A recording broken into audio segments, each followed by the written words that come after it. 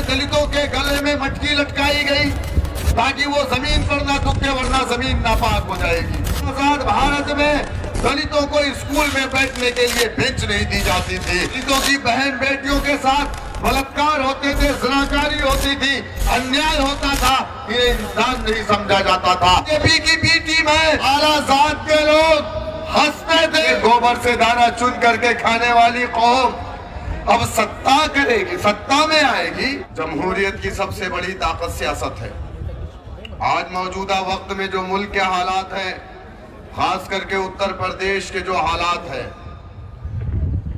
कि हम इतने कमजोर हो चुके हैं कि लोग हमें तस्लीम करने को तैयार नहीं है। आखिर वजह क्या है? इस प्रदेश के अंदर जो जुल्म और ज्यादती और नाइंसाफी मुसलमानों के साथ हो रही है, वो बात किसी से छुपी नहीं है। उत्तर प्रदेश के अंदर सरकारें किसी की भी रही हो, चाहे वो समाजवादी पार्टी की रही हो, चाहे वो बहुजन समाज पार्टी की रही हो, चाहे वो कांग्रेस और बीजेपी की रही हो, सच्चाई तो ये है कि इस प्रदेश में जुल्म का शिकार अगर कोई रहा है तो वो कलमा ला इलाहा इल्लल्लाह मुहम्मदुर रसूलुल्लाह पढ़ने वाला रहा है। मेरे दोस्तों, मेरे बुजुर्गों, कभी हमने ये नहीं सोचा कि आखिर क्या वजह है कि इस प्रदेश के अंदर मुसलमानों के साथ जुल्म, ज्यादती, नाइंसाफी हो रही है। कभी गोश्त के नाम पर हमारी लिंचिंग हो रही है, तो कभी हमारी शरीयत में मुदाखलत हो रही है, कभी एनआरसी मुसलमानों की हो रही है। मुसलमान एहतजाज करता है तो उसे गोलियों से मार दिया जाता है।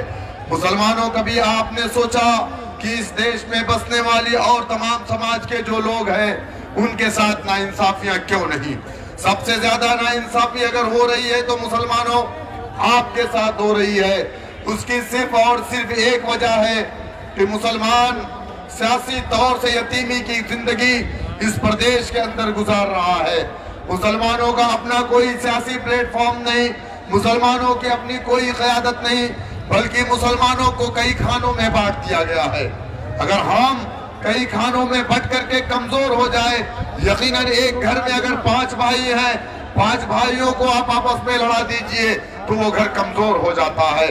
ठीक उसी तरीके से इस प्रदेश की तमाम सियासी पार्टियों ने मुसलमानों को जात पात बिरादरी के नाम पर बांटने का काम किया और हम बट गए, जबकि हम एक अल्लाह, एक नबी, एक कुरान, एक काबा के मानने वाले हैं।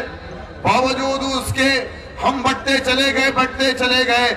लेकिन जब भी जालिम ने हमारा शिकार किया, जब भी जालिम ने हमारे ऊपर जुल्म किया, कभी जालिम ने ये नहीं देखा कि मैं अंसारी हूँ, मैं मंसूरी हूँ, मैं सैफी हूँ, मैं चौधरी हूँ, मैं पठान हूँ, मैं कुरैशी हूँ, बल्कि जालिम ने सिर्फ ये देखा कि ये कलमा ला इलाहा इल्लल्लाह मुहम्मदुर रसूलुल्लाह पढ़ने वाला है, इसे मार दिया जाए।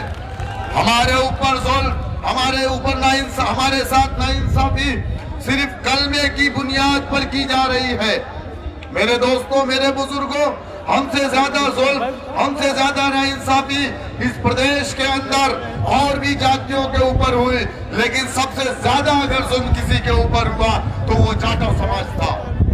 आपको याद होगा कि ये जाटो समाज जो कि उत्तर प्रदेश के अंदर 11% है, आजाद हिंदुस्तान में दलितों के गले में मटकी लटकाई गई ताकि वो जमीन पर ना थूके वरना जमीन नापाक हो जाएगी।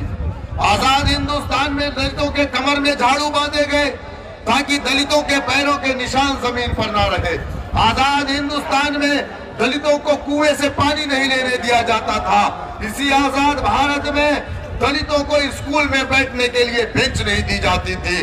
दलितों की बहन बेटियों के साथ बलात्कार होते थे, ज़नाकारी होती थी, अन्याय होता था, इन्हें इंसान नहीं समझा जाता था, इन्हें इनके हुकूक नहीं मिलते थे, नाइंसाफियां इनके साथ होती थी। लेकिन आपको मालूम है, हिंदुस्तान की जो सांसद भवन है, सांसद भवन के अंदर 22.5% सीटें SC/ST के लिए रिजर्व है, जो लगभग 130 के आसपास है। 130 MP हिंदुस्तान की भारत की सांसद में SC/ST बिरादरी से ताल्लुक रखने वाला बैठा है, दलित है वो। बावजूद उसके ये जुल्म दलितों के ऊपर हुआ, ये जुल्म कब बंद हुआ? जब मान्यवर काशीराम ने पंजाब की सरजमीन से निकल करके उत्तर प्रदेश की एक जाटो बस्ती में जाकर के ये कहा कि जाटो समाज के लोगों, अगर तुम ये समझ रहे हो कि हिंदुस्तान की पार्लियामेंट में बैठने वाला 130 MP तुम्हारी आवाज बनेगा, कभी नहीं बनेगा। जब भी बोलेगा वो अपनी पार्टी के गाइडलाइन पर बोलेगा, कभी अपने ऊपर हो रहे जुल्म और अत्याचार पर अपना मुंह नहीं खोलेगा। है मेरे समाज के लोगों, जमहूरियत की सबसे बड़ी ताकत सियासत है। अगर इस ताकत को तुमने नहीं समझा, अगर तुम मुत्तहिद नहीं हुए, तो ये समझ लेना कि फिर ये जाटो समाज की बहन बेटियों के कपड़े उतरते रहेंगे, इनके साथ नाइंसाफी होती रहेगी, बलात्कार होते रहेंगे, जुल्म ज्यादती होती रहेगी। जब तक तुम इस प्रदेश की सत्ता की चाबी को अपने हाथ में नहीं लोगे, तुम अपने लिए इंसाफ के कोई दरवाजे को नहीं खोल सकते। ये मान्यवर काशीराम जी की जबान थी। लोग कहते थे, मजाक करते थे, बोले काशी आया है। जिस तरीके से आज हम पर यह इल्जाम लगता है कि हम बीजेपी की बी टीम है, ठीक यही इल्जाम मान्यवर काशीराम जी पर लगाया गया और कहा गया जो पुराना दलित समाज से ताल्लुक रखने वाला कांग्रेसी दलित था, वो यही कहता था कि काशी आया है, इस बार कांग्रेस को हरा देगा। लेकिन काशीराम की सेहत पर कोई फर्क नहीं पड़ा।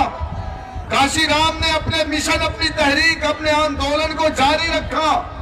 और काशीराम ने जब ये बात कही, दलितों, सत्ता की चाबी को अपने हाथ में लेना है, तो आला जात के लोग हंसते थे, हम हंसते थे। लोग कहते थे गोबर से दाना चुन करके खाने वाली कौम अब सत्ता करेगी, सत्ता में आएगी, अब हुकूमत करेगी। लोग मजाक उड़ाते थे। क्या हुआ? 11% जाटो समाज मुत्तहिद हुआ। उसने अगर मगर लेकिन नहीं, हराने जिताने का काम नहीं। उसने काशीराम को अपना नेता माना और मायावती को अपना लीडर माना।